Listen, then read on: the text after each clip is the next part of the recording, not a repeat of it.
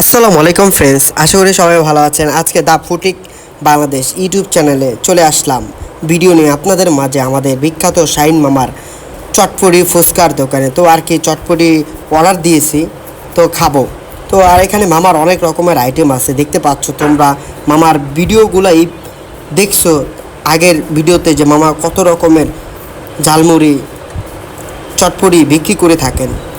মামার দোকানটা কিন্তু ভালো ফেমাস, অনেক বছর আগে থেকে মামা এখানে দোকান করে এবং মামার বলতে গেলে মামার ঝালমুড়িও বিখ্যাত, চটপটিও ফুচকাও বিখ্যাত।